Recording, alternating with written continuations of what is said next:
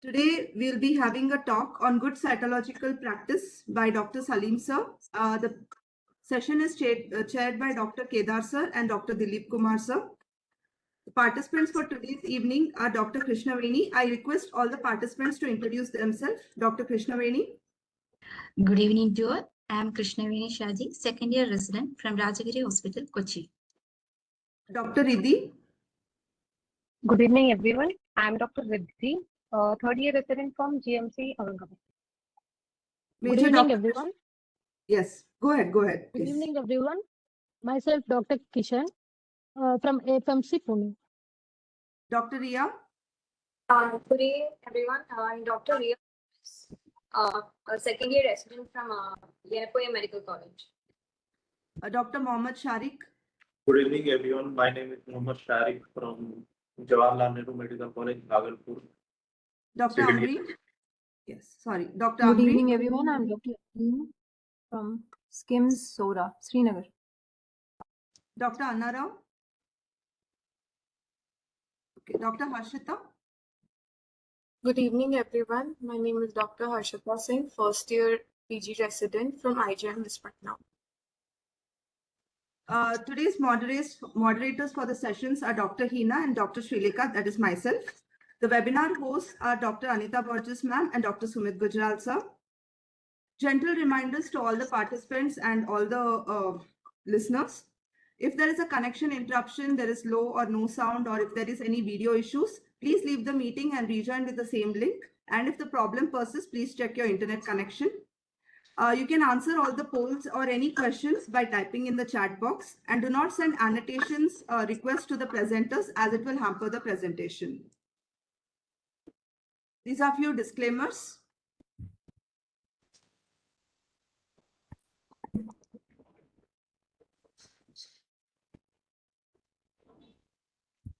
So the next upcoming talks on next Tuesday will be Approach on Exfoliative Cytology by Nalini Gupta ma'am, and followed by next Thursday on Bone Marrow Aspirate and Approach by Jasmita Das ma'am.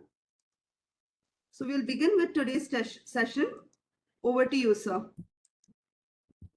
Thank you, Srilekha. Yes, sir. Shall I share? Yes, I can start sharing.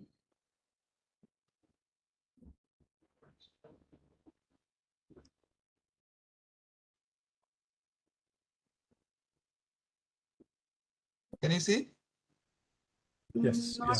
Yes, Srilekha, sir. Okay. We Yes, can sir, see. yes. We can see. Yeah. Okay. So good evening, Dr. Kedar, Dr. Srilekha, and thank you so much for introducing. And I also would like to express my gratitude to Dr. Borges, my teacher, and Dr. Sumit, my friend, for giving me this wonderful opportunity to talk in front of you. Today I'm in Tata Memorial Hospital, and I really feel that I am so lucky to be part of this Tata Hospital and this teaching program. And I wanted to express my heartfelt gratitude to Dr. Borges for giving me this opportunity to talk to in front of you. Today's my topic, and good evening, ladies and gentlemen, and my dear students. The topic today we will be discussing will be good cytology preparation. How to make a beautiful cytology preparation. So I go okay. So today we will discuss about to get a optimal all of you must have seen cytology samples, slides, and kind of things. So what happens is to get a optimal or a diagnosis, a proper diagnosis, it depends on proper and careful collection of the samples as well as processing of the samples. If you don't collect it properly, you don't get a correct report. So for this purpose, you have to have standard operating procedures, and for accurate interpretation, smear should be almost always. I mean, we cannot make every smear monolayer, but at least preferably it has to be monolayer quality, and there should not be any air drying artifacts introduced into wet fixed smears. I mean, any smear which is prepared has to go to the fixative immediately for wet fixation, whereas for GIMSA slides and wet fixed smears are actually required for pap smear, I mean pap Nicolau staining, and completely air dried smears are required for GIMSA staining. So this is very important. Once it is completely air dried, it is not good for pap, and once it is air dried before fixation, it is not good for it is not good for pap, and if it is not air dried, it is not good for GIMSA. And there should not be any obscuring hemorrhage or any inflammation, and staining should be of optimal quality, and there should be every step of the procedure, there should be appropriate quality control. Now coming to the different types of sample which have been received in a cytology laboratory, you can see that pleural fluid, ascitic fluid, pericardial fluid, intraoperative fluid, CSF, urine, bronchial lavage and bronchoalveolar lavage, bile, sputum, etc. These are all samples which are received, and these are collected in the OT or minor OT or maybe in the major OT. And these are just collected and transported to the lab, and this needs to be processed before staining. Whereas slides such as FNAC, which are collected directly from the lesion and smear is prepared there itself, cervicovaginal smears, that is pap smears, GI tract brushing, oral scrape, nipple discharge, bronchial brushing, all this CBD brushing, these are we received prepared smears in fixative, and these are simply subjected directly to the staining. Now coming to the collection transport of any sample, fluid sample, you need a clean dry container, preferably screw capped plastic bottles, so that we just falling will not spill, or it can ensure no spillage and leakage. After collection, sample should be sent to the laboratory as soon as possible to avoid the degenerative changes. If there is a delay, if the delay is unavoidable, we can keep the sample in a refrigerated at a lower temperature, that is 4 to 8.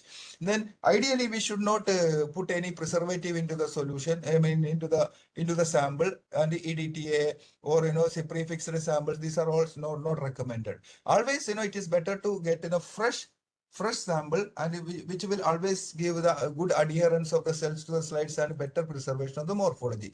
Then coming to the cytopreparatory techniques, preparation can be either conventional method or by LBC, that is liquid based cytology. Today I will be talking only on conventional procedures which are largely accepted in Tata Memorial, although we have LBC setup and the things. Then all samples are processed inside a biosafety cabinet. You can see this is a biosafety cabinet. One person is processing, and this is a type of class 2 type 2, and which is recommended, and which class 2 type 2 means 30% air is exhausted and 70% of the air is recycled, which contains a HEPA filter, UV light for sterilizing, and virus burnout unit for killing the virus aerosols. And people also are added to are instructed to wear gloves and masks and personal protective gears before processing the samples. Now specimen should be identified by the patient's name or number, and you have to also write or document date and time of collection, date and time of receiving and processing, volume of the sample collected and volume of the sample received in the laboratory, color and consistency of the sample, temperature conditions, and also whether it is room temperature, that is the temperature, as well as repeat or new. CSF samples are always collected in the small vials which are known as cryo vials. These are disposable, and these are in a plastic, just the cost is just 1 rupee per vial, and you can say it is having a tight fitting cap, so there won't be any leakage. Usually 1 ml CSF is sent for cytology examination.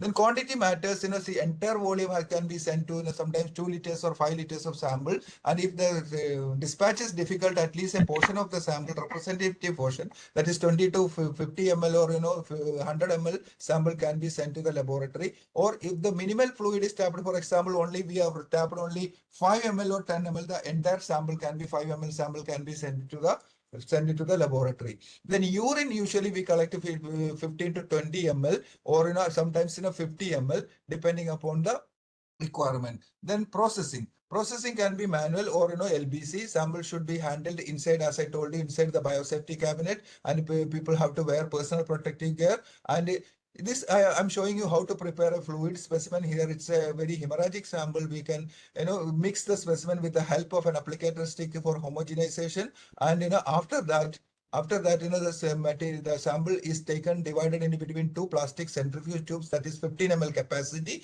And we also make the balancing properly. After putting the lids, we will balance it properly, the volume, so that there won't be any spillage in the, or breakage or any other accidents in the centrifuge. Now you can see they are put in the opposite direction so that it is balanced properly. And these machines, centrifuge and the other machines, have to be calibrated properly by a calibrating agency, and it has to be daily cleaned with disinfective solutions such as 70% alcohol. And once it is put, it is spun for at least 10 minutes at 2000 rpm. putting the lead and after spinning, you can see there is a sediment button and there is a supernatant, and the smear is prepared from the super sediment by 4 methods, either direct method, all these methods are the hemorrhagic fluids are, treated with a saline rehydration to remove the RBCs, and mucoid material is crushed between 2 slides. I will show you one by one. This is the fixative bottle. This is the Coplin jar, plastic Coplin jar, which contains the fixative. Here we use 100 ml 100 ml methanol as the fixative, which is the best, which is a very ideal fixative. You have to keep the bottle open, and keeping the bottle open, this is spun already, and these slides are also etched with the diamond pencil. The patient's name and name and identity is etched on the lab number is etched on the slide. Then after centrifugation, you can see there is a sediment part, and the sediment part retaining the sediment will slowly decant the supernatant, keeping the sediment was intact. And this is a stick, applicator stick, which is wound with a little amount of cotton, which is known as cotton tipped applicator stick. And using this cotton applicator stick, you can take the sediment out of the tube simply by dipping into the sediment and taking out and rotating it on the smear, or rotating it on the glass slide to form a smear. So this is the way the smears are prepared, and once it is prepared, immediately the first slide is immediately put it into the wet fixative, that is 100% methanol. The second slide, in every case, the second slide has to be Gimsa. For that, we have to keep a air-dried smear. It should not be fixed, it should be air-dried. The fixation will be done in the lab only. So second slide is air-dried for Gimsa, and third slide will be extra slides, or fourth slide also will be extra slides. Remember, we have to be very careful about making number of slides also. If you are going on making 3 slides, 4 slides, it will add to the cost. So we have to minimize the cost to the laboratory. One slide at least for the complete preparation may cost approximately 100 rupees, including the staining and all. So we have to reduce the cost by reducing. That doesn't mean just make one slide and all. If you require, how many requests accordingly you have to make, but minimize the number of slides so that the cost can be controlled. Crush preparation for sputum or any thick mucoid material, you can crush the material between 2 slides, and you can get a monolayer smear, and simply you can use a stick, plain stick to spread the material and put it into the fixative. Now coming to the CSF, urine and serous fluid, which are having no sediment, or these are sparsely cellular fluids, and after spinning you can see either there is a very small sediment or there is no visible sediment. In such a case, we use cytocentrifugation. Cytocentrifugation. This is also a centrifuge which is having a direct capacity to directly put the cells onto the slide, and and in between there is a filter card. The filter card absorbs the supernatant portion. So we unlock the assembly, and put a circle behind the slide, or other side of the slide, so that we can identify which part of the area of the slide the smear is going to come. And after staining, it may look like this, and this is directly put into the fixative, and it will go to the staining. After staining, it will look like this. Then the saline rehydration for hemolysis, say the purpose, the theory, or the principle of saline rehydration is that the damage caused by air drying to the RBC is more than the damage caused to the epithelial cells and other cells. And after rehydration with the saline, it leads to the rupture of RBC, but preserves the epithelial cells and other cells. After rupturing the RBCs, the hemoglobin will be washed into the saline, and this slide become devoid of RBCs. Actually, RBCs are the all he washed away. So what we have to do, you have to keep the slide, prepare one extra smear, and it has to be kept in a 37-degree oven, or we can keep it outside in the room temperature also for 5 minutes till it is completely dried and completely dried. So either we can keep it at 37-degree oven or at a room temperature. Once it is completely dried, keep the slide on a staining jar or a horizontal position, and put a normal saline.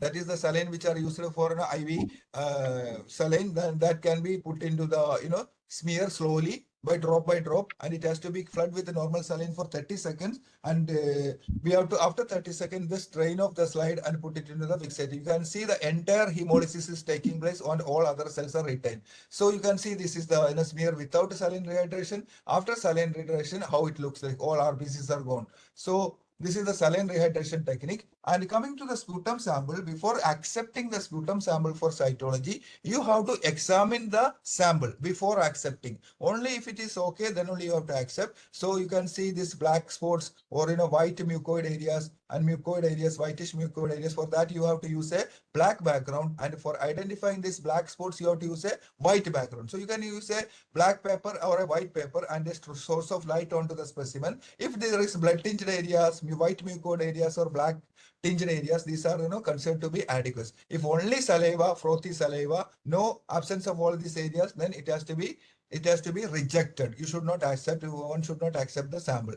Then again, it's a pick and smear method. The smear is prepared using the applicator stick. Small areas are picked onto the slide and it is slowly spread on the smear, and immediately it is put into the fixative bottle. Or we can crush the material between two slides, and this can be done. Then again, immediate fixation is necessary to avoid air drying artifacts and also immediate avoid degeneration. For example, urine, if you keep for a long time or 1 hour, 2 hours, the ender cells will look like this. The nuclear chromatin is very, obscured. You won't be able to fail and obscured. You won't be able to make a proper diagnosis. Here it is a proper diagnosis. You can see, very good chromatin pattern. Here also, there is degeneration, which is giving me very, deep staining you can see. Now, coming to each and every samples, vagina, cervix, collected. See, what are the requirements? We should not collect, the samples at the time of examination, pelvic examination, or during scopy, and immediately fix the pap smear. Immediately smear should be wet fixed for pap and air dried for GIMSA, and smears are directly subjected to directly staining. Now, this is the we are using applicator stick with a cotton tipped applicator for the collection of pap smears, and it is best. And this we are only preparing, and each slide is each stick is sterilized by by autoclaving, and it is non-traumatic and easy to spread, inexpensive, just 10 paise per stick, or I think 50 paise per stick, and easily available. So we make our own sticks, and we make this thing compared to this costly other devices. Whichever thing you want to, you can use it. And oral smears are collected usually with either you can use a apply this ice cream spatula, wooden spatula, or you can use a sterilized toothbrush. So we are using toothbrush. So each toothbrush can be used for one patient. You should not reuse the toothbrush. So toothbrush will be open and gamma radiated. It is just to and fro motion on the area where the white patches are there, and after that the toothbrush is tapped on the smear. You can see white speckles appear from the bristles. Little speckles appear, and it will be immediately fixed in the fixative. Now, rapid on-site sample is rose. This has to be done whenever you do FNSC smears. You have to do ROSE, that is rapid on-site adequacy evaluation. And the importance of rapid on-site evaluation is to check the sample on the site whether it is adequate or not. If it is adequate, the procedure is over. If it is not adequate, you can give a second prick or second pass to the patient FNSC, and third pass, fourth pass, depending on the requirement, till you get enough material. At least 3 passes can be done. I mean, you should not do 10 passes or anything, but at least 3 passes to ensure one of the passes will give the proper sediment. Suppose all the 3 passes are not giving proper sediment or proper cells on the smear on site evaluation, the procedure has to be deferred for another date, or patient can be given another date, and it has to be documented that 3 passes showed only blood or only not diagnostic material. So this is the importance of. So you can see the paraphernalia. What are the requirement of ROSE? You need a fixative. You need a 1% aqueous solution of toluidine blue, glycerin for fixing the slide, plain slides, and cover slips. So FNSC is either performed by radiologist or pathologist. Fix the smears 30 seconds in ether alcohol. That is 50% ether, and 50% ether and 50% of 95% ethyl alcohol. Stain with, then remove the slide and stain with 1% toluidine blue for 10 seconds. Then wash in water, just 2-3 dips, and mount with glycerin. That's 1 drop of glycerin on a cover slip, and put the smear on the cover slip, and wipe the entire excess things, and just watch under the microscope. You can see that cellularity. For example, this is a papillary thyroid carcinoma. You can see this beautiful papillary clusters, and all these things can be seen. So if it is not there, then you have to repeat the smears, re-aspirate in the same sitting. So this can save the money, and you can also collect extra material for ancillary techniques and all. The entire course only, the cost is only 1 minute, and the cost is just 5 rupees extra for a slide. So, but you can ensure the FNAC material is enough for a diagnosis. Then age and clinical data has to be collected properly. Age and gender, clinical symptoms, habits, tobacco habits and any other habits, imaging findings, scopy findings, previous histocytodiagnosis, previous treatment received by the patient. All these things are required. Coming to the fixative, we can use either dry fixative or wet fixatives in cytology. And what is most important, fixatives are depending upon the fixation may depend on pH, temperature, penetration capacity, volume, concentration of the fixative, and the duration of fixation, etc. There are two types of fixatives in cytology: wet fixative and a dry fixative. And usually the best fixatives are 95% ethanol and 100% methanol. One of the things, we are using 100% methanol in most of our cases, and it is cheap, inexpensive, and easily available. And ethanol is very costly. Then what are the factors? I told you the minimum time required for proper fixation is 20 to 30 minutes. Then we can use a dry or coating fixative for camps and distant collection in distant places and transport basis. So this is especially done in we can use a hair spray fixatives, which can be used on the smears for so that the smears can be easily transported without any spillage of the fixative. So how we do, at least 8 to 10 inches away the smear has to be held, and spray has to be done. And once it reaches the laboratory, we have to remove the spray contents by dipping the slide in methanol. Then staining is to be done in the laboratory, and for microscopic examination the smear should be thin enough to transmit light, adequately fixed, and optimally stained. Then we do Papinicolo staining and Giemsa staining. All pap smear, that is cervicovaginal, sputum, and urine, we do only pap. But whereas all intervention material, that is fluid FNACs, we have to do both Giemsa and pap. You can do many other stains also, whichever is available for you. But what we practice is Papinicolo stain and Giemsa for intervention samples. Then bluing has to be done properly for bringing out the staining of the hematoxylin proper. We have to use a bluing agent, and this is required, especially this is required. Otherwise, the nuclear staining may not be proper. Usually, the bluing agent have a high pH of 8 or more than 8, and you can use various bluing agents. These are Scota water substitute, ammonia water, dilute lithium carbonate solution. All these things are various. And this is the pap staining procedure. You can see, you can use your own standard procedure, and either it can be in a manual procedure or or a machine procedure. One of the things can be used depending on the workload. Now you can see how after staining the smears look like. Look at the smear. Now you can make out a panorama of cells, very beautifully differentiated. From each cell can show their cytoplasm properly, eosinophilia, pale eosinophilia, cyanophilia, pale cyanophilia, dark cyanophilia. Then the cyanophilia in different kind of cyanophilia in glandular cells. All these things can be. Then this is the secretory cells, mucin, how it takes up. This is the glandular cells of the endocervix. Here you can see keratinization. You can see markedly keratinized cells. Nucleoli, prominent nucleoli. Again, in a cilia, you can appreciate terminal plate and cilia. This is the bronchial columnar, or maybe this is the bronchial columnar cells. You can see the very, very deep cyanophilia in metaplastic cells. You can also see air drying artifacts or treatment artifacts, amphophilia and eosinophilia or pseudoeosinophilia. All these things can be appreciated. Here you can see clusters of adenocarcinoma cells, signature carcinoma cells, mesothelial cells, then squamous carcinoma cells. All these things can be appreciated because this is a perfectly stained, controlled, quality control slide. So you should know what is perfect, what is what is good for your use, and optimal for your use. Then you have to validate it. Every staining you have to prepare new stain. You have to validate it before that whether it is giving the proper. You have to use some extra smears for checking the quality of the stains and this thing. And every day you have to run one extra slide for running your setup is working properly. Before running the patient sample, that is known as daily test rounds. That has to be done, that has to be documented. So I can skip this. This is then daily daily filtration of xylene and alcohol grades have to be done. This is the way it has to be done so that there won't be any there won't be any mix up between two grades or two different solutions. And see, the hematoxylin has to be filtered daily with the Wattman #1 filter paper. So these are the different kinds of quality control, and pH is very important. This this is a study we had conducted some time back. Here you can see what is the ideal pH for E36, ideal pH for nuclear staining hematoxylin. Here you can see the ideal pH is written as 3.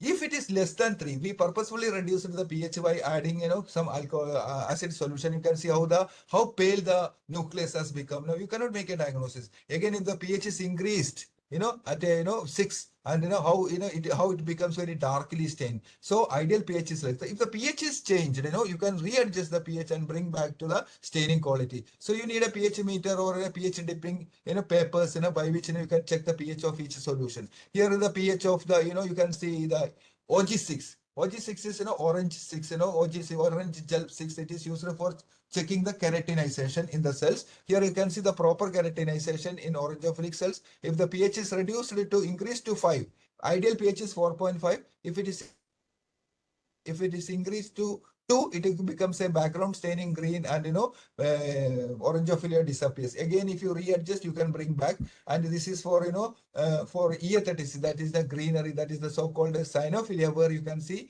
deep cyanophilia disappears when the pH is increased, and it becomes reddish when if you are reducing the pH, and at correct pH it gives the proper staining. This is just show you. And if the staining is not proper, you can destain and restain. So you can put it in a 1% acid alcohol solution that is prepared by 1 ml of hydrochloric acid concentrated by adding 99 ml of 70% ethyl alcohol, and just dip 1 minute and then wash the slides properly. Then again subject to repeat pap staining. So probably it can be done. Coming to MGG stain, that is May-Grunwald Giemsa. You can either use only Giemsa, May-Grunwald Giemsa, or right stain, whichever Romanowski stain. A Romanowski stain means one which contains methylene blue and eosin. Any one you can use. We are using MGG. So what happens after MGG? It can see, this is very important. MGG stain is very requirement is very essential, especially you are working for a hematology workup. If you are suspecting a hematology lesion or a lymphoma leukemia, and also if you are working for a sarcoma case, the background material mucin, everything will be highlighted by Giemsa. So these are the various results of the Giemsa. Here, for example, you can see how in PAP the mucin look like and how in Giemsa they look like mucin. So you should be familiar with how they look like. Suddenly if you see later without seeing them, you will not be able to recognize. Now see, this is a squamous carcinoma in a PAP stains where you can make out squamous cells with a deep indwelling stain, and there is a lot of necrosis in the background, pleomorphism. All these things can be orangophilia, can be keratinizing squamous carcinoma in PAP. But see, same thing, you can see sky blue cytoplasm, keratinization sky blue or azerophilic blue cytoplasm, slate blue cytoplasm in Giemsa. Now, what is metachromasia? This is another phenomena which can observe in Giemsa. Now, this is a case of adenoid cystic carcinoma minus salivary gland neoplasm. Now, you can see this is showing lot of globules, hyaline globules, which cannot be appreciated very well with the PAP. But when you do Giemsa, this is a pathological wonder. You can see this metachromatic globules, basophilic lamina globules or basophilic material. Immediately in one look only, you can make a diagnosis of this is adenoid cystic carcinoma. Then again, Giemsa, see, this is a Burkitt lymphoma. If Giemsa is done, very easy. You can see the microvacuolation in the cytoplasm, and you can see lot of microvacuolation in the cytoplasm. Easily you can make a diagnosis of Burkitt lymphoma or lymphoma itself. Then DSRCT, desmoplastic small round cell tumor, again in the stroma you can appreciate. So Giemsa is very essential, but the most important part is pH of the working buffer of the Giemsa. That has to be 6.8. If it is more, you will get a stupid, unreadable Giemsa. If it is less, again you will get a very bad kind of staining. So you have to every day check the working buffer solution. What is the pH? Is it 6.8? Then it will be giving very proper of proper this thing, proper quality. Then mounting can be done with aqueous media or resinous media. Glycerin is aqueous media and DPX is an example of resinous media. So I can just skip this thing and I will go to the first case. Okay, this was the basic things I just explained you because you will get an idea of what is happening exactly in the cytology laboratory, how they are kept quality control properly. Now I will go to the first case. I would like to somebody, I think Dr. Krishnaveni will explain this case to all of us. Dr. Krishnaveni, please take up this case and explain us what you are seeing in this case with the case history. You say case history. Case number 1, 52-year-old male, history of liver mass and ascites.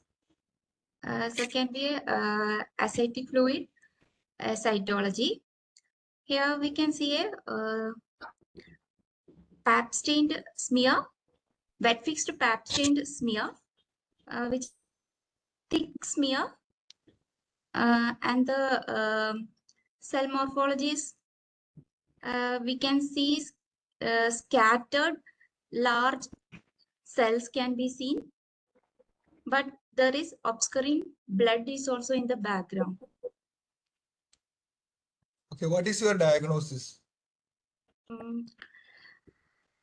From this, as there is some scattered cells, scattered large atypical cells can be a positive for malignancy.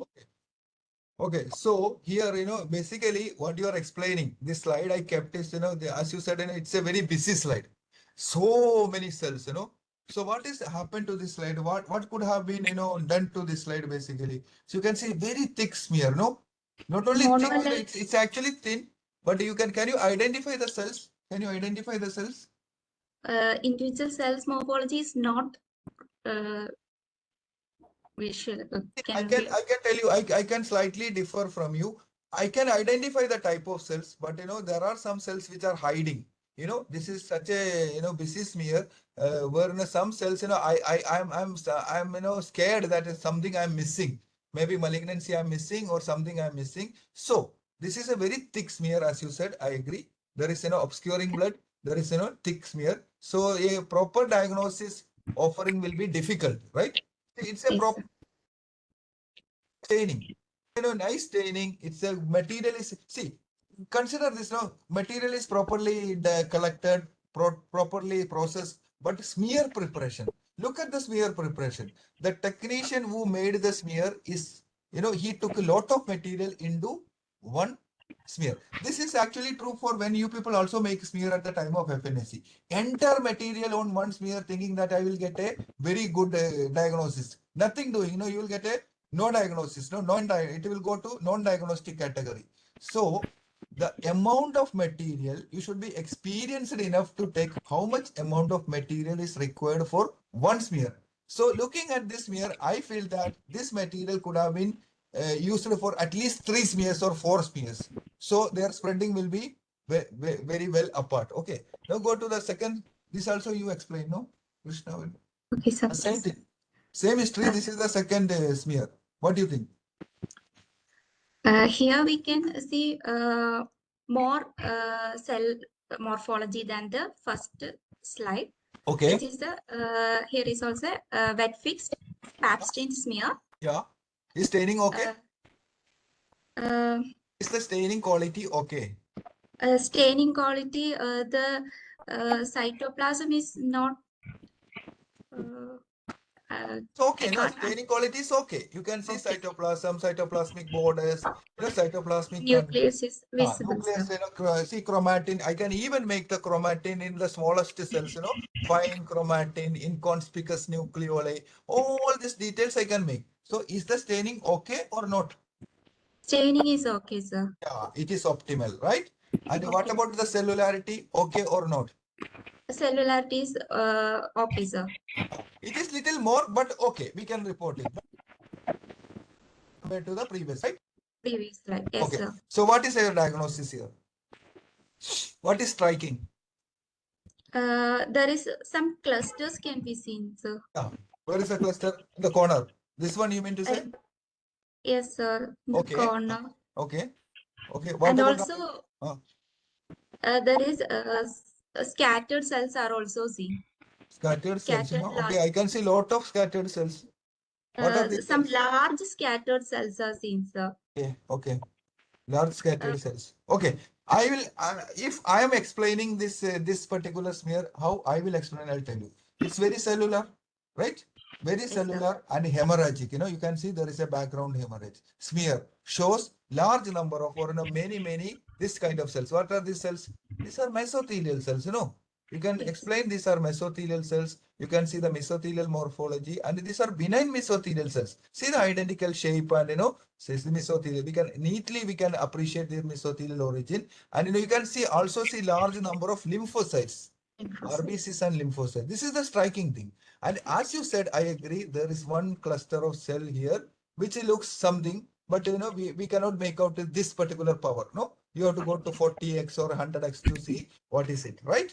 Okay. Yes, sir. Okay. Now, this is the MGG, or Jimsa stain of the same case. Maybe Doctor Riddhi can explain to us what she thinks of this. Riddhi, please. Yes, sir. Sir, In this slide, we can see singly scattered cells and some clusters and groups of cells, yeah. which show nuclear overlapping in them. Yeah. And the morphology is not in the cluster. We cannot differentiate the morphology, sir. What about the As there is singles? In singles, you can differentiate.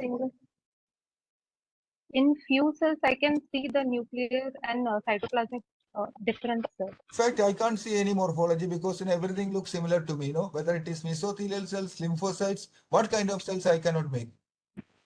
See, there are so many single cells, there are clusters. Okay. Some are lymphocytes, I can appreciate these are lymphocytes, but sir. other cells, Lymphocytes are appreciable. what about other cells? We don't know what is other cells. Yeah. Yes, sir. What happened to these cells? Why these cells are looking very bad?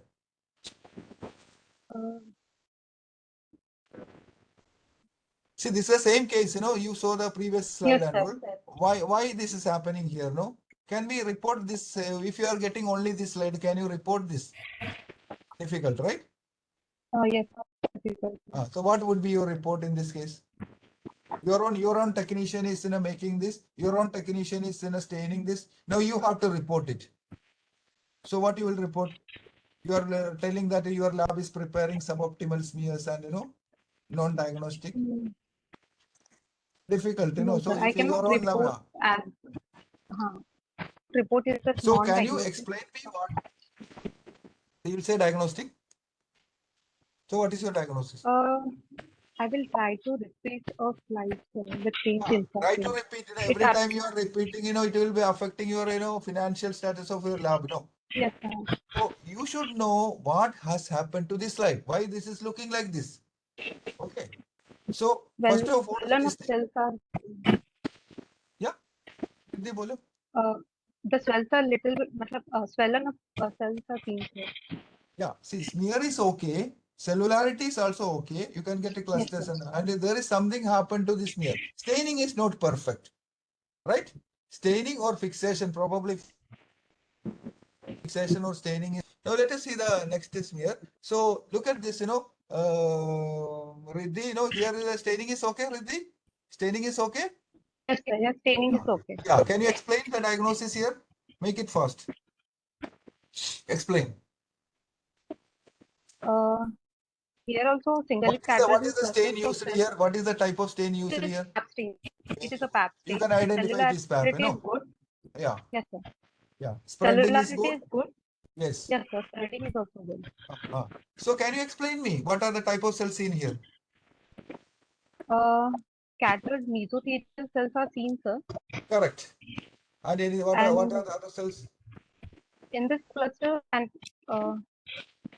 windowing is not properly visible, so I cannot tell if it's a mesothelial cell or epithelial cell. And background shows the hemorrhage and lymphocytes are also seen. Okay. So you think there are some clusters in which you are not sure whether they are mesothelial or not, right? Yes, sir. So to make this details, what you should know, you should learn the objective criteria of diagnosis of each entity, each material, that you will be seeing later. Here you can see a cluster. It is not only a cluster, This cluster is an organized cluster. See, look at this now, how it is forming a well-defined, beautiful, organized papillary-like structure, right? It is forming a good structure. And look at the cells, how they are arranged, they are opposite.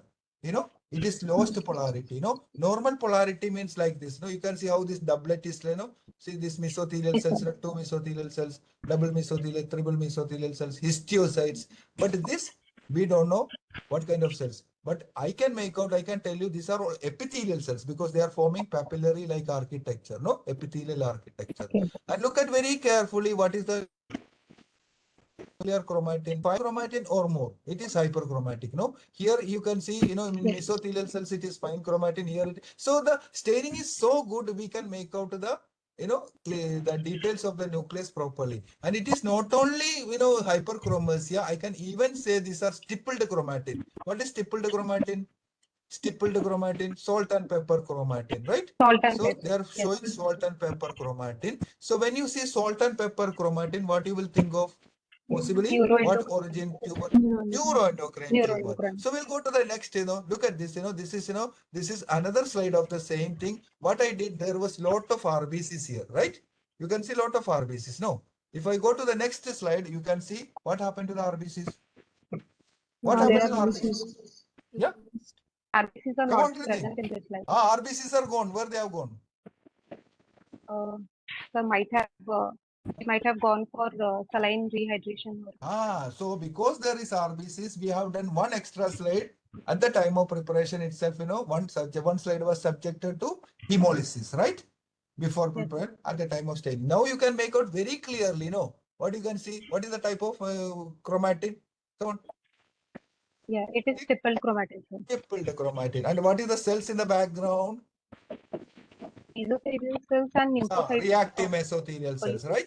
So you can make out a diagnosis of this is a tumor cell. This is round cells. These are chromatin is showing the neuroendocrine pattern, plasmacytoid pattern, and small acinar pattern. So this is nothing but a neuroendocrine tumor, and we know this patient has a liver mass.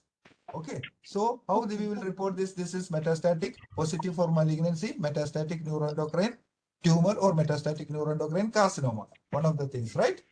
Okay. Now we look at this. Also, this is the GIMSA of the same thing. So is it better or worse than the previous GIMSA? No, sir, it is better.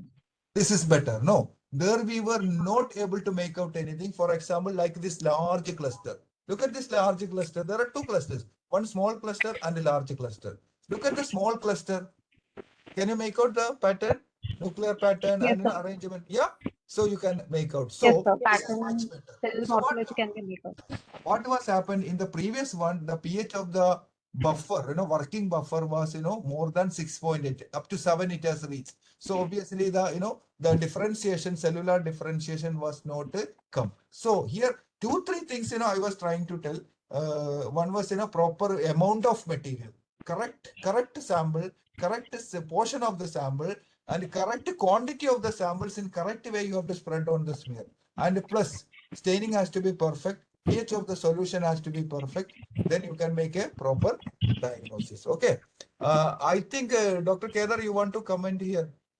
Yeah. So I think that's good. So basically, I think what we saw is that first two slides we were difficult to make actually a confident diagnosis. All the aspects are important because one is a good smear preparation, then good smear, good staining technique, and then interpretation.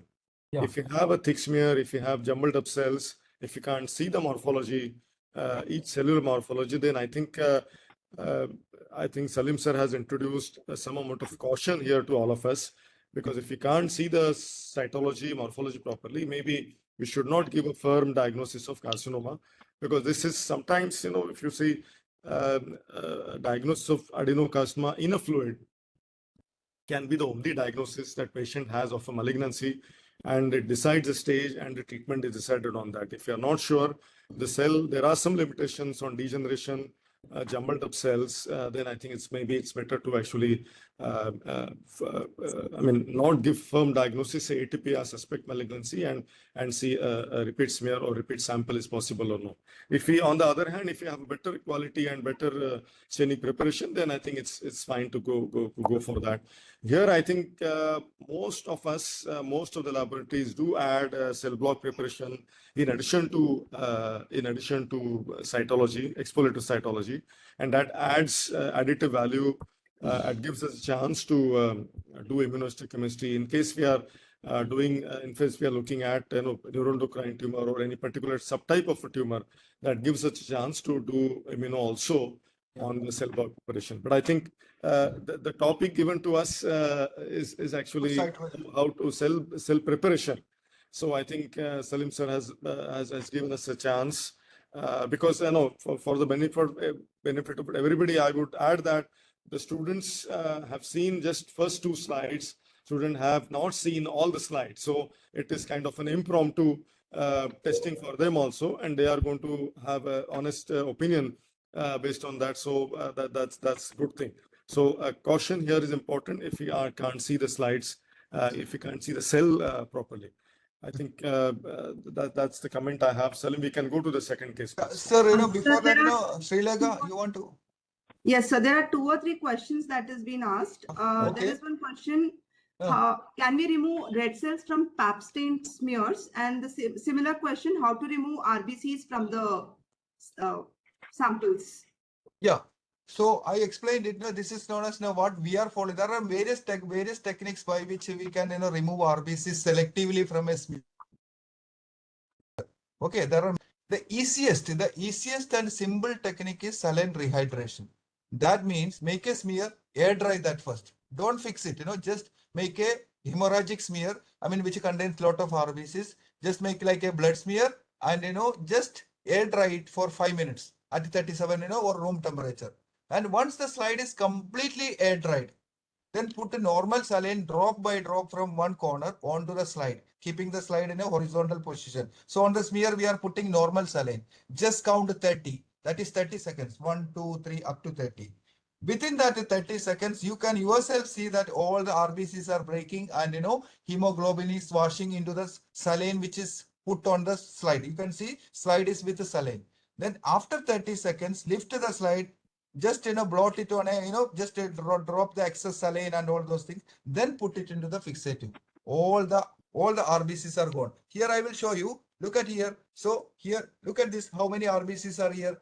At least 1000 RBCs are there in the background. Okay. The same slide, when we subjected to saline rehydration, look at what has happened. All RBCs are gone. Actually, RBCs are not gone. RBCs are hiding here.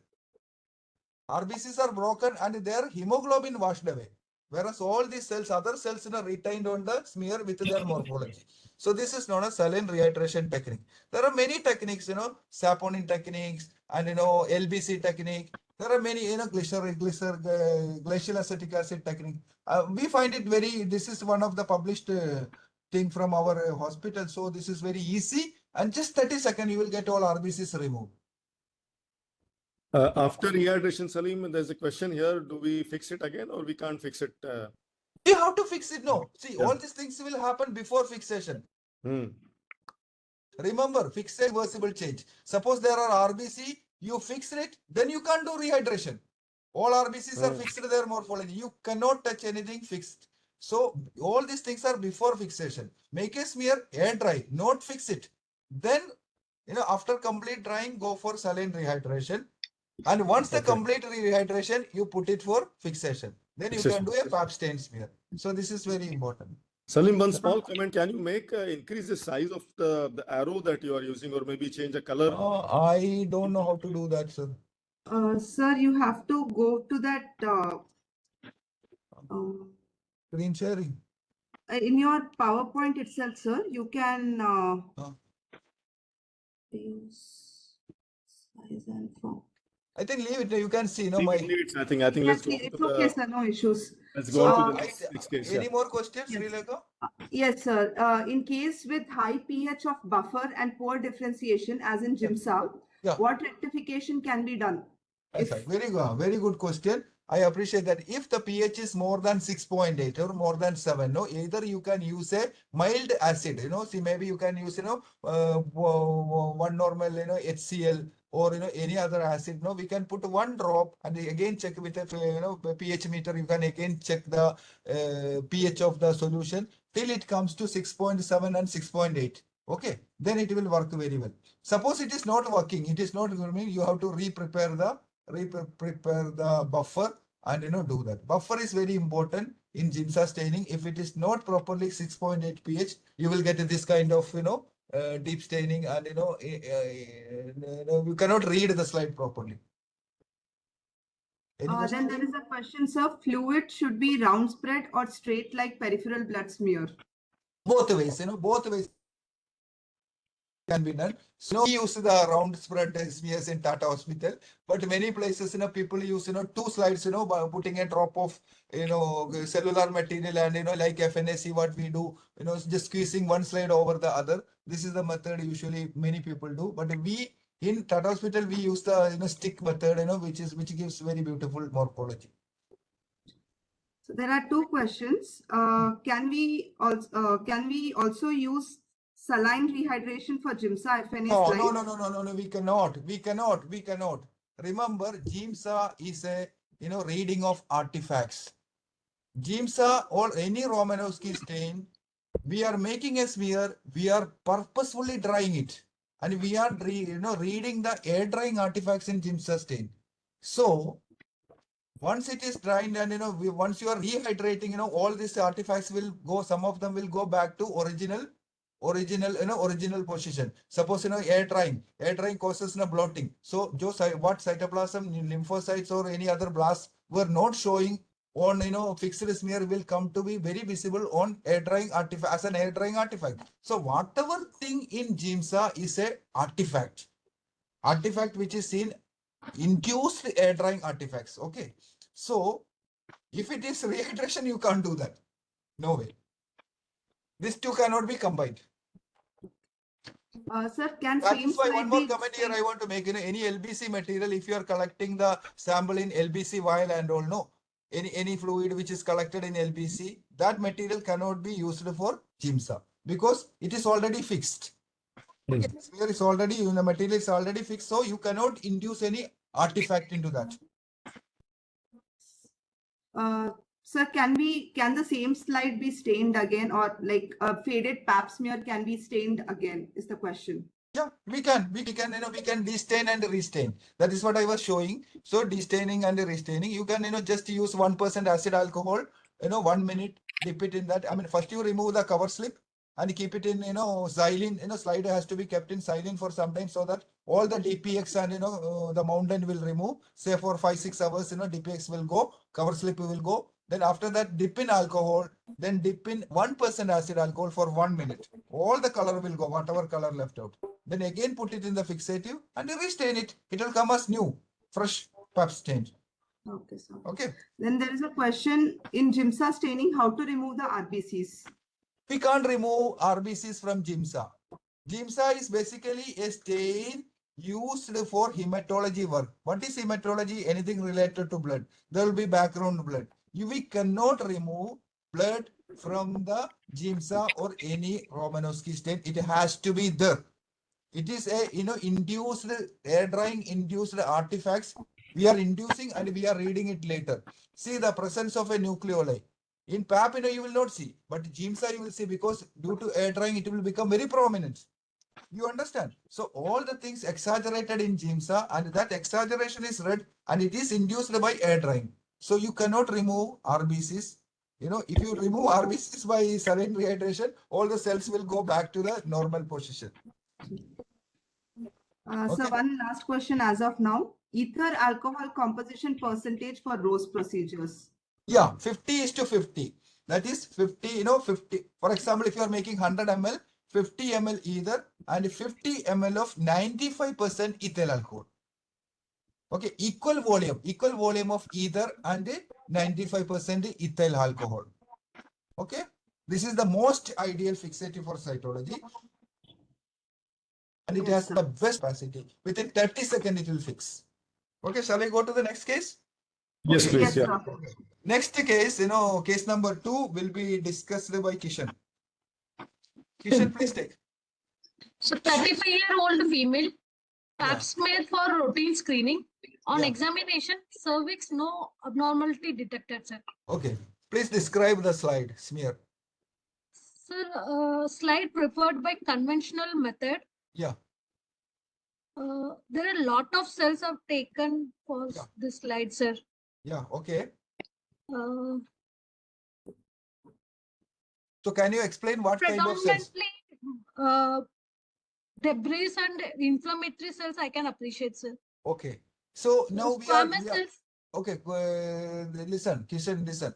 We are reading a pap smear, So basically we will say about the cellularity, it is satisfactory for evaluation, the cellularity is okay, or what are the type of cells, whether it is intermediate squamous cells or parabasal cells or the so-called superficial squamous cells. This is you have to say. That is why the Papanicolaou stain helps to differentiate between the type of cells, whether they are mature, immature, that is parabasal, intermediate or superficial or metablastic. This we can easily make out from the pap smear. So can you explain on that basis?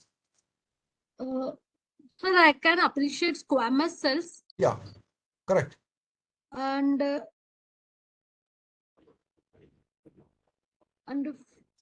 lots of Lots of inflammatory previous cells. debris. Debris, sir. And Yeah. If I am describing this, I will say this is a very thick smear. Yeah. This thick smear is obscured, mainly obscured by WBCs, which are the neutrophils. You can see some parts of the smear, neutrophils are very clearly seen, but it is a very thick smear. Very, very thick smear. Okay. The further things I cannot comment because it is too thick. So this is a conventional smear, usually a resident or a gynecologist prepares. Okay. So the gynecologist should know how good a smear should be readable for cytologists or pathologists at the end. So this is not at all good, right? sir. So that's what I wanted to tell. Now tell me this. How do you think this? Sir, This is the same thing. it's a satisfactory. Yeah. How do you know this is satisfactory? Sir, I can appreciate lots of superficial squamous cells, sir. Okay. How many superficial squamous cells, squamous cells are required to be satisfactory? Sir, in conventional method, 8,000 to 12,000. Correct. Very good. Very good. Very good. 12,000 cells. No. Okay. Sir. How will you count it 8,000 to 12,000? Sir, at least 9 cells in 40x field. Ah, very good, Kishan. I am really impressed. So these are the way, there is a way by which we can ensure the cellularity. So the number, it's okay. What about morphology and staining? Is it okay or not okay? The morphology, I can appreciate superficial cells, the polygonal cells with pycnotic nucleus. Right. And there is a intermediate cells also. Sir. How will you differentiate between intermediate and superficial? By nucleus, one is Nucleus, pycnotic yes, and sir. one is vesicular, right? Sir. Correct. Okay. So this is readable. Spreading is also okay, right? Sir. If I'm getting this kind of fields, I am sure I read it properly, screen it properly, nothing I missed. But if you see the previous one, I'm not sure whether I missed anything, whether I could read anything. No. So Sir, what is happened between these two? This is the same thing. One is readable, one is not readable. And staining is okay or not okay? So this slide staining is okay. Okay, sir. See here, here you can see maturity differentiation. Some are superficial, some are intermediate. All these things you can quantify. That is the beauty of pap smear, pap staining. Okay. Now you go to the high power. No, that was in 10x. Now I shifted into 40x. What are the type of cells you are seeing here? Sir, superficial cells, sir. Yeah. And how do you know they are superficial? I can appreciate the polygonal cells with pycnotic nucleus. Correct. What else you can see? Sir, I can see a few squamous metaplasia. Correct. You are absolutely right, Kishan. Metaplastic cells. No, in center you can see a group of metaplastic cells. No, what is common? Well, how did you appreciate their metaplastic? What Sir, made the you think that? nucleus, sir, nucleus are round to See, even intermediate cells are also round nucleus, no? Round The nucleus, right? chromatin, fine chromatin. My point of question is this: in this staining, immediately you could make out this is, metaplastic, Yeah, Sir. you are a beginner, so you could make out this is meta. What made you, what in your mind, told you that, this is metaplastic? See, if you are telling nuclear structure, it is same size and shape of that of the intermediate, but still you can say this is metaplastic. Why? Um, See, the reason is the staining. Look at the cytoplasmic staining. These are the most immature cells, just formed and appeared in the smear. So the immaturity is, shown by the density of the cytoplasm and in the staining, that cyanophilia. See, look at the intense cyanophilia, very, very dark cyanophilia. So if you close your eyes and reopen, what is catching you? The most cyanophilic one, right? Sir. The most sign of the center one, this is the metaplastic, and if you look at their shape, again polygonal, but relatively very small. No, if you look at the larger one, these are the differentiated normal one. So this is the metaplastic, which can never become that one. See, they are mimicking. They are just trying to become, because they are originating from the reserve cells and they are originating from the basal cells. So this is the difference. So the squamous metaplastic cells will not become the superficial squamous cells. So you can see the cytoplasmic staining and make out the indent cyanophilia and their shape. It will tell you then polygonal shape, then the molding pattern, the so-called pavement arrangement. Everything will lead to automatically you can immediately detect this is. So you need to get it spread properly spread. Cell has to be present. It has to be preserved. It should not be degenerated. It has to be optimally stained. Then you should know the features of diagnosis. Then you can make out, right? Okay, so Sir. what is your diagnosis? Sir, Your diagnosis. So it's a satisfactory Okay, smear diagnosis. and negative for Negative for what? intraepithelial lesions or malignancies, sir. Very good. What is this terminology? Where did you get this terminology from? NILM, we usually give the. What is this system of reporting? Sir, Gynec cytology is reported by what? You gave me the correct terminology, but can you tell me what is the system which is used as the NILM? Which system? No.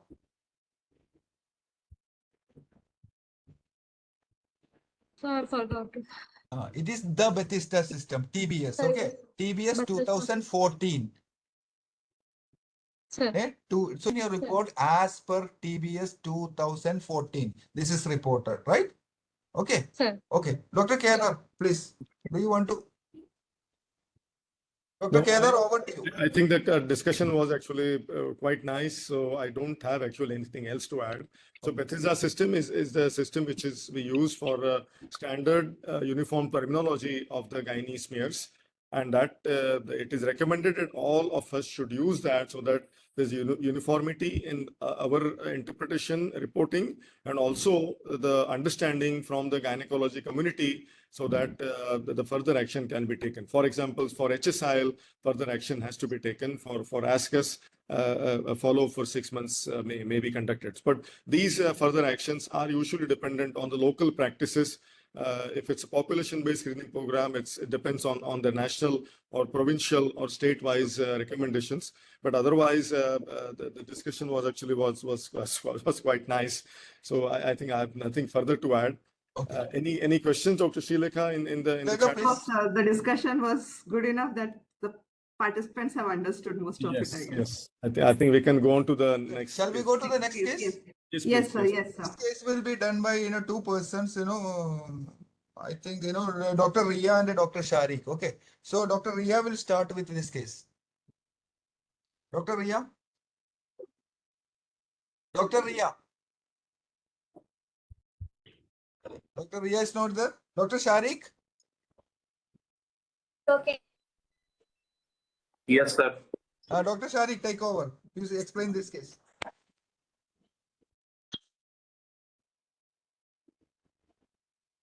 Sharik, we are waiting for you. Sir, the smear are cellular and shows Yeah. Mesothelial. First you present the case, how we present the case, you have to say, this is a case of a 56-year-old 56-year-old female. female This patient. is what is the sample? Sir, 56-year-old female patient. It Correct. is a cytic fluid Yes. of bilateral adnexal mass. Patient has the history of bilateral adnexal mass. Okay. Adnexal mass. Okay. Now we explain the smear. What is wrong with this smear, or is this smear okay or not okay? Sir, this is a pap smear Yeah, abstain smear. Yeah. showing this is a highly cellular smear with Yes, agreed. Yeah. What is the problem here? sir, Can you make a diagnosis?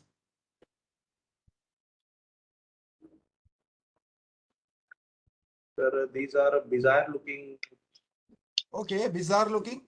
nuclei Yeah. Okay.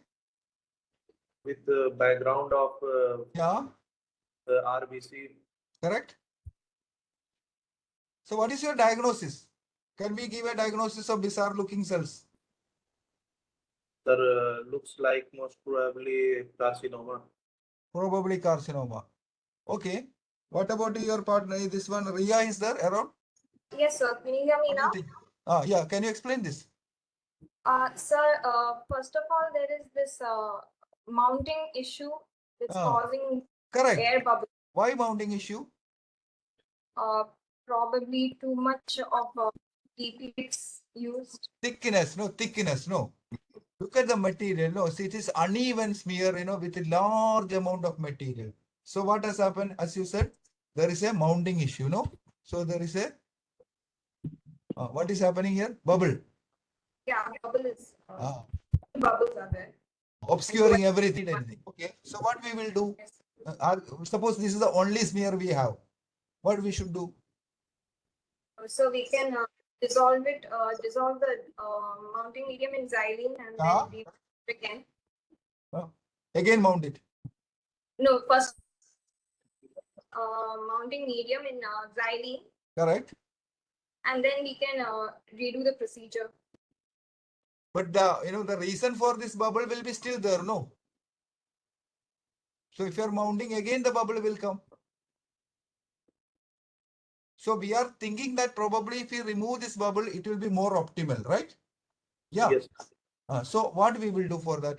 Your off thing is right. We have to remove the cover slip first by dipping in xylene. Okay. Now after the cover slip is moved, you will see with the macroscopically you will see which area is thick, which is causing the the problem creating area in the smear. That area you can with this scalpel, you can inject that area. Anyway, this thick area we cannot read it. So the thicker area which is forming the the bubble forming area, or the reason for bubble, can be scratched out of the smear, and again we can remount it with a little more amount of DPX or Canada balsam. So this time we can see better. Otherwise, this smear okay for reporting? Yeah. Not okay, na? Do you going to report? Are you going to report this is suspect malignancy or something on this? It can't be appreciated. Correct. See, this is what Dr. Kedar was telling you. See, you should not commit a diagnosis on such a compromised material. Okay. First, you have to make a statement on the quality of the smear. Cellular. Okay, cellular. Well preserved. Is it well preserved? I'm not very sure. No. And no. And is technically optimal? Not at all. This is suboptimal, showing large bubbles and kind of thing. Is the staining? Staining is okay, but the smear is thick and irregular. So we cannot. So we have to remove the bubble and redo this. So if I am forced to report this smear, what I will report? Unsatisfactory for evaluation due to suboptimal technical quality or suboptimal smear, showing bubbles and uneven smear preparation, right? So we'll go to the next one of this. So this is, we remove the bubbles and all. What do you think? Ria, what do we think? Sir, it's a little slow on my laptop. I'll just refer to my phone. Yeah, it's okay. The same sphere, in after bubble removed. Sir, in this slide, we can see there's a high amount of cellularity. Yeah. but and all the cells they look like they have orangeophilic cytoplasm, but I can't appreciate the nuclear details all that well. Correct. So can you make a diagnosis? No, sir. Okay. What about Sharik? Can you make a diagnosis, Sharik? No, sir. Okay. It is two cellular. Two cell. Two cellular and it is in the too low power. Yeah. We cannot make out a diagnosis. So we have to again, I'm re-emphasizing the amount of material should be minimal. Many people think that, I take lot of material, I will get a very good smear, nothing doing. Okay. So this is one thing and we will go to the GIMSA of this. Sharik, GIMSA, Yes, sir. what is the problem? Sir, it is, I think it is too much basic. What? Too much what? Speak, what is too much? Sir, basic, sir. pH is high. Okay. pH is more. That's why like this. Yes. Not necessarily. Not necessarily. pH is one of the reasons. This Ria, what do you think? What is the problem with this? There is blotching in this, so we can Okay. consider. Why it is happening? Why it is happening? Sir? What is the problem with this smear and GIMSA and what is can you read it? I can read it.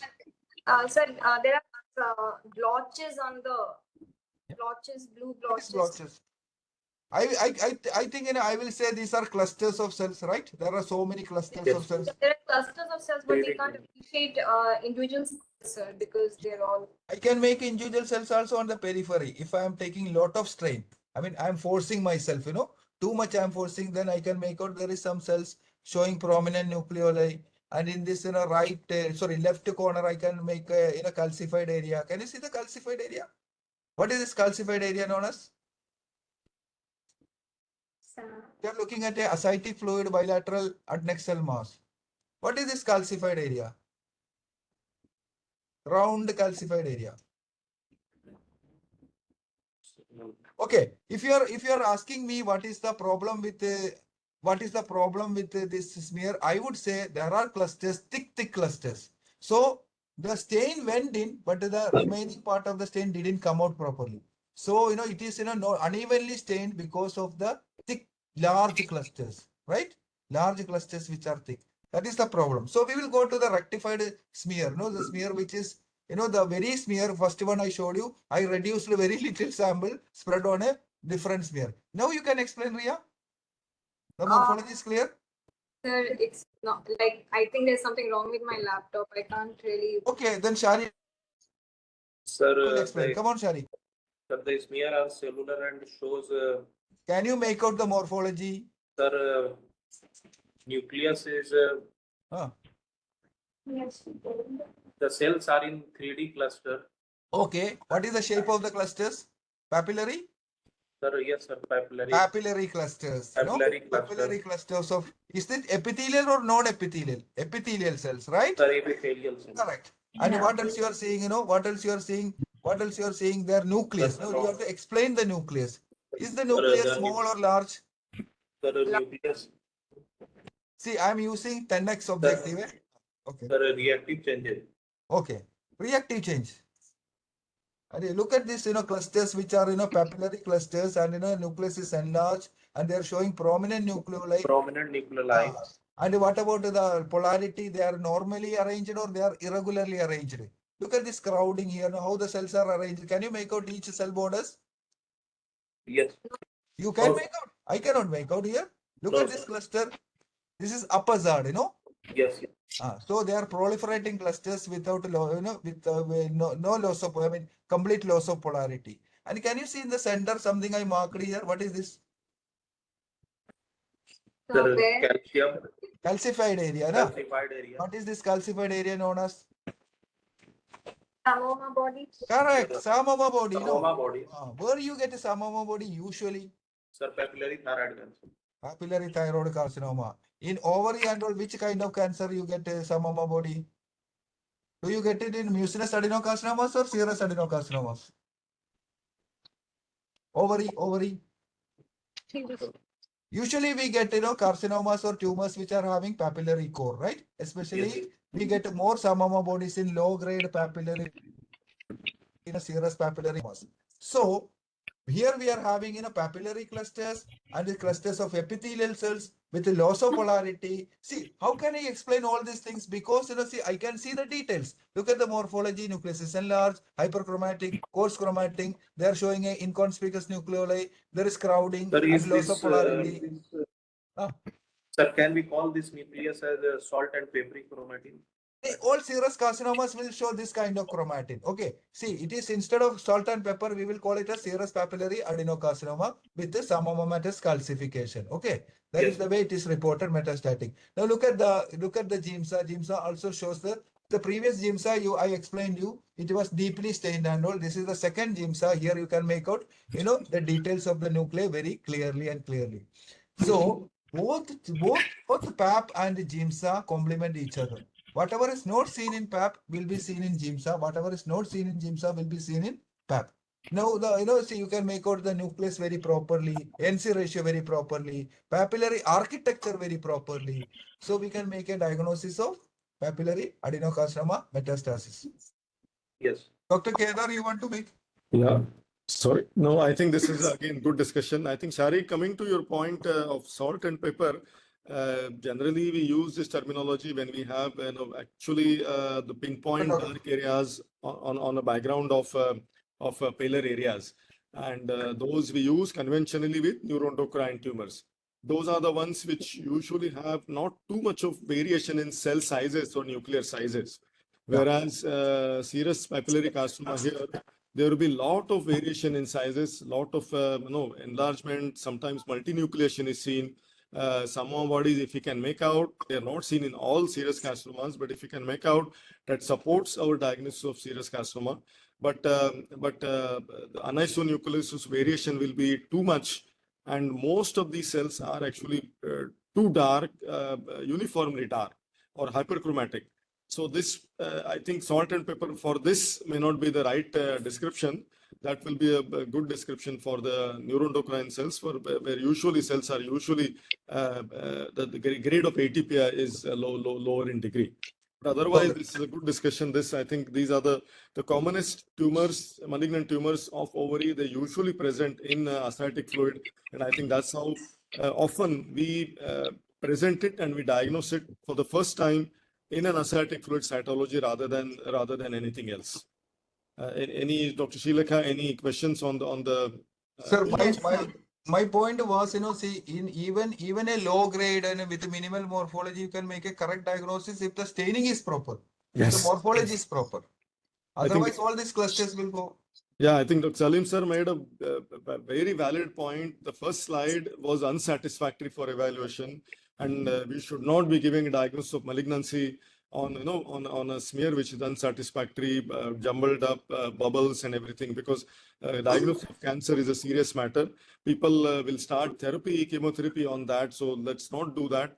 We should have a proper smear, well-stained smear, well-examined. The cell morphology should be good for us to make a diagnosis, and then patient starts therapy. Sir, I will add one more point here. In ascitic fluid, it is very important, especially in ovarian cancer, because ascitic fluid will be the only sample which comes.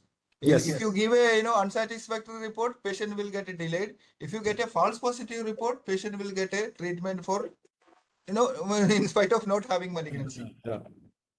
So that's very important. So shall we go to the next one? Or so there are one or two questions. They're asking how to say loss of polarity. Yeah. In cytology. Cytology. See, cytology, one of the feature by which we can diagnose a malignancy. Usually the malignancy, the characteristic features of malignancy, one is loss of polarity. Where, see, you have normal polarity described for glandular cells, mesothelial cells, every cell, every tissue, there is a normal polarity. How they are arranged in the normal tissue, or how they appear in a normal cells appear in a smear. For example, these are the papillary. See, you will never get a normal papillary cluster in a fluid. And if you look at one cell in related to the next cell, you can see they are haphazard. See how they are arranged in haphazard. In normal cells, they would have been, I can show you here. Here it is, very haphazard, tight clusters with, no space in between. So they are just crowding, they are, proliferating, and, there is no regular arrangement. Normal polarity means, in otherwise, one example is the bricks on a wall. how the bricks are arranged on a wall. No, that is the normal polarity. The best example, how the say one brick related to next brick, related to the next brick. You can make they are normally arranged in a regular fashion. But here, irregular fashion. There is no fashion only. They are in a opposite. That is the loss of polarity. So there is a question, is all 3D structure in fluid malignant, or in making a smear cells can acquire 3D structures? All the 3D structures are not necessarily malignant. See, even mesothelial cell clusters, mesothelial hyperplasia can also give you 3D clusters. So you have to see individual cell morphology. See, cell architecture is, cellular cluster architecture is one feature. Okay. One feature, taking one feature and making a diagnosis of malignancy, no. You have to take multiple characteristic features to make a malignancy. Now, let me tell you, my scope of my talk was not to make a diagnosis. Scope of my talk was to emphasize the quality of the smear, quality of the thickness of the smear, quality of the staining, which in turn help you to make a proper diagnosis, or if it is absent, in turn make you a wrong diagnosis. That is what that is what I was trying to tell you.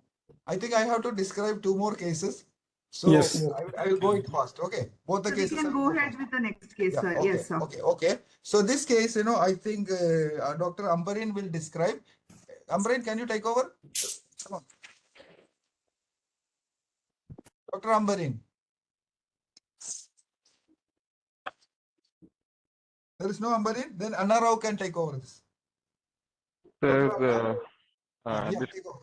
a 59-year-old male patient present with pleural effusion. The slide pictured on right lung mass with history of lung mass. Okay. In this slide, the past stains smear shows the difference 2 spots. The above corner part shows more of reddish. Yeah. And there is a cluster of cells, but I couldn't identify I can't define cells. In short, what do you think, this is adequate or satisfactory or not satisfactory? Cellularity adequate, sir, but cellularity adequate. But any other issue? Non-satisfactory for evaluation, sir. Why not unsatisfactory? Staining is not good, sir, because the reddishness Staining is good. Look, Ambarish, says, look, this one, Anaro, you can see the one corner staining is good, but other corner it is not good. So what has happened here? Sir, there may be pH difference, air drying.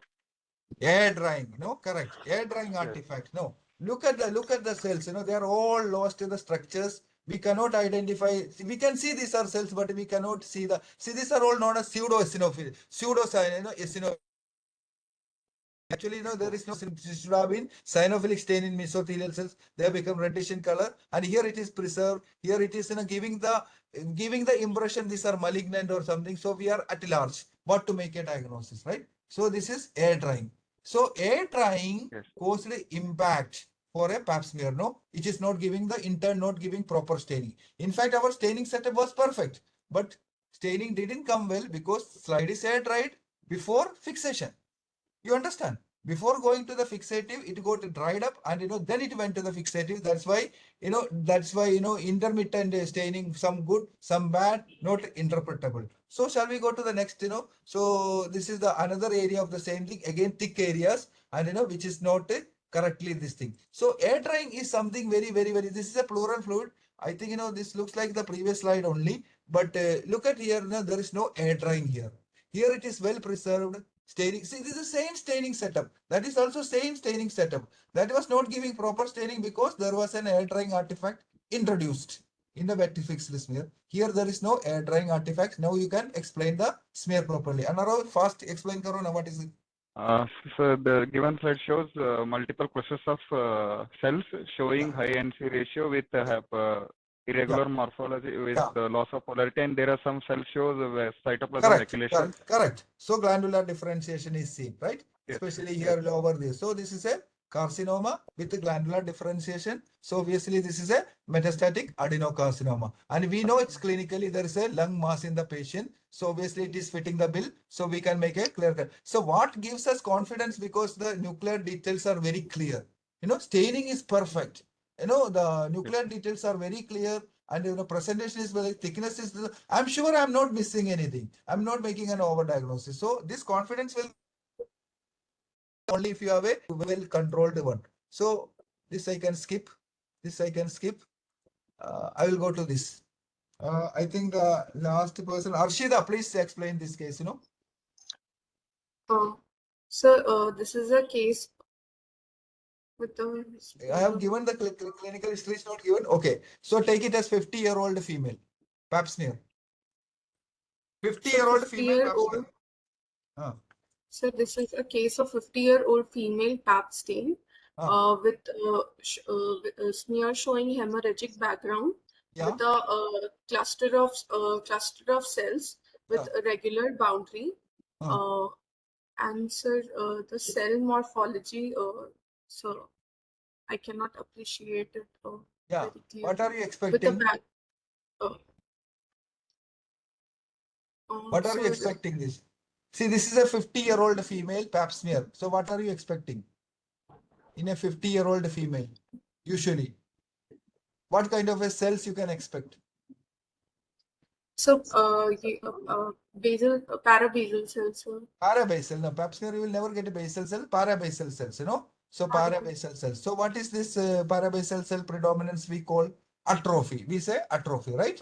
And what is happened here? There is a sheet of cells. So we are not sure whether this parabasal cells or whether this is cancer cells, right? Yes. Why this happened? Because of air drying, I'm not very sure whether it is HSIL, high grade squamous intraepithelial lesion, because I can see hemorrhage also in the background, and they are also looking like parabasal. So I am in between. I don't know whether it is HSIL. I don't know whether it is atrophic parabasal cell rich. So what is the reason? Air drying artifacts. So air drying artifact is a major culprit. We can unnecessarily lead to a false positive diagnosis. Okay.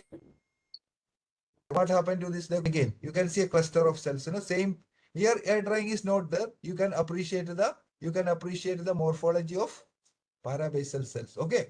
And again, so here we cannot appreciate the morphology. Okay, air drying.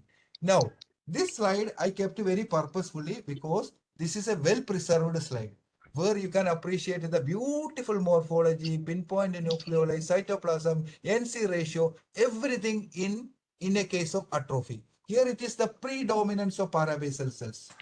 Easily we can make out we are not having any problem. Slight variation in size and shape, but still it is a sheet of parabasal cells. But if you go back, here I can't say. Here also I am not very sure whether it is HSIL or parabasal cell. So air drying is the biggest culprit in pap smear, especially this thing, and we will unnecessarily give to some problems. Now going to my take-home message I will bring before discussing this case. Collection, preparation has to be very, very, very optimal. Very optimal. You have to control what is the best. You have to find out. And quality control needs to be in place at each level. How to make the smear, how long you have to hold, how to put the smear in, how long it has to be in fixative, how to make the stains, how to validate the stains. All these things has to be very, very nice in place. Properly in place. Standardization of staining is important. And whatever is working in Tata Hospital may not work for you. So you have to standardize your own SOPs and awareness of troubleshooting and repairing the damage. Once a trouble happens, you should know how to repair this. So you should know the basics properly, chemistry properly, staining protocols properly. Then only you can identify the problem and rectify that. Then technical staff always needs training. They needs repeat training, again training, after few years again training and discussion stuff. So they should know what is the real trouble happening even under the microscope level. Then careful screening and interpretation is must. For example, that you residents needs to be trained.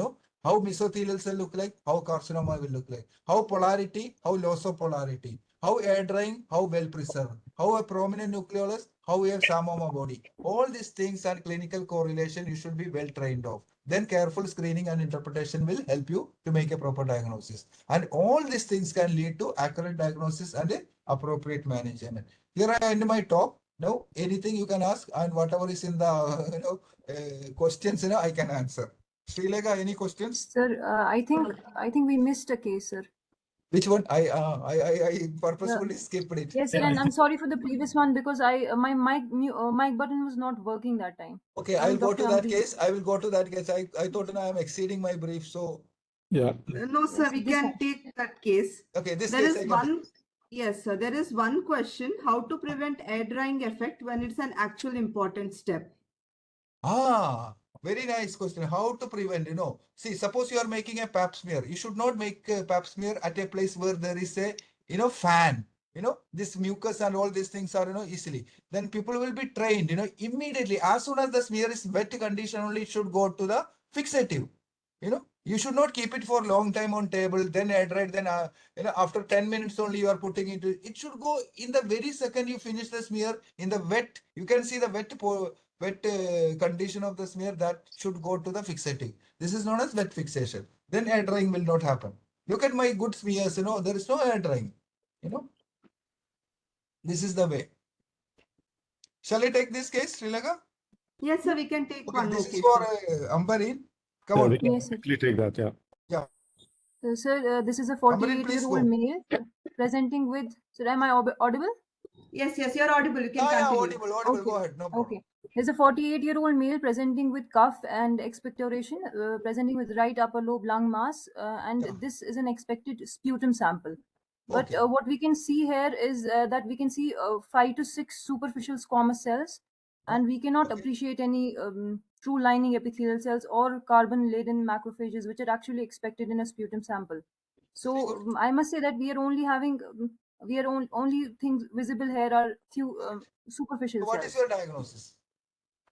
Sir, I would think that this is not a sputum sample. What is the sample then? Rather than I maybe have it is written it's a only, sputum sample, no?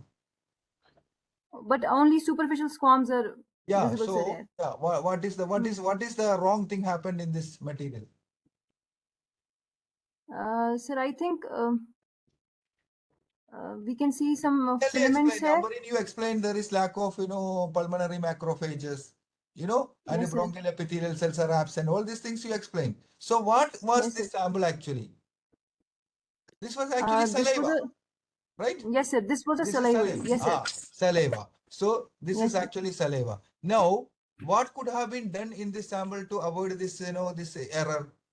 This sample, when submitted by the patient, it should have been checked for adequacy, right? Gross Yes, sir. adequacy, not after making the smear. We should not have reached this much level to say this is unsatisfactory. Even at the time of receiving the sample, you should check under the light, the white background and black background for checking the presence of actual areas like thick mucoid areas, hemorrhagic, blood spot areas, blackish areas. From there, you should pick up that areas should pick up, and this saliva, not sputum, as you said. Yes. This is saliva. Yes. So we can identify. So what we should learn from learn that smear, the material should have been pre-checked before going for a smear preparation. Now, if you go to the other part of the smear, here what you can say?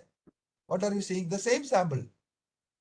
Sir, here I'm seeing mostly inflammatory cells, neutrophils are seen here. Correct. Inflammatory cells and degenerating mucus, this transfer mucus, and and Yes, the occasional squamous cells. And what is absent? As you said, pulmonary macrophages and bronchial epithelial cells. Bronchial cells, Obviously, yes, the sir. sample should not have been accepted first of all, right? Now, if you are reporting, I will report it unsatisfactory for evaluation as the sample or the smear does not show pulmonary macrophages or representative cells from the mucosa, right? Yes, Now, sir. this is another one to compare. What is this showing? Sir, here we can see those macrophages. Yeah. What is this Carbon-laden pulmonary? macrophages. Carbon-laden macrophages, right? Yes, So sir. how many Yes, are sir. there? How many are there? Sir, 4, How many? 6. No, so many are there. No, at least Yes, some sir. 10, 15 are seen. How many are Yes, sir. required to say smear satisfactory? How many pulmonary macrophages? Sir, I don't know. See, there is no arbitrary number. Okay. Yes, sir. To make a smear adequacy, to say sputum adequate, there should be large number of pulmonary macrophages in every field. Nobody has defined, this many pulmonary This indicates that this is come from the respiratory tract, especially from the tracheobronchial tree, rather than it's a saliva from the upper aerodigestive tract. So this is basically the adequacy criteria for sputum. So, but it will come only if you are checking the gross adequacy before accepting the sample. Okay, obviously you should know how to make the smear also. So point was here, I wanted to tell you that you have to check the sample. Any sample bringing us sputum should not be a sputum. You have to check it and tell the patient should be instructed properly. You have to take a deep cut. First, you have to ask, do you have expectoration? Do you have cough? Is it dry cough? Is it with expectoration? How often you get expectoration? Can you bring it immediately? All these things have to be how you collect, before collecting, you should not eat or anything. You have to wash your mouth properly. All these things have to be explained. Once they bring the sample, you have to check the sample from the gross areas, which is adequate. From that area, you have to pick up. You have to spread it thin and you have to stain it properly. Then only you will get a proper reporting system. Okay. So this was the thing I just purposefully missed. I called you, but you didn't answer. That's why. So there was something wrong with the It's mic okay. Fine, button. fine, fine. No Okay, issue, that's no okay, issue. no You issues. did it very well. You Okay. explained it very well. You really explained it very well. No problem. So is there any questions I can answer, Dr. Srileka? Yes, sir. So there is a question. If the smear is still wet and if you put it in the fixative, Correct. will the tissue be washed off? Is a Never, question. never. This is the trick of cytology. If you are going for wet fixation, we are using alcohol. The minute the material comes in contact with alcohol, it will get precipitated on the and is stuck. And this fixation will facilitate sticking of the smear on the slide as well due to precipitation of the protein. It will never fall off. It will never fall off. So, and there are students asking for a couple of good articles or books over artifacts in cytology, which you can recommend. We have a booklet for sell, but right now it is not in stock. So in another, let me see. I'll put it in the group. Okay, sir.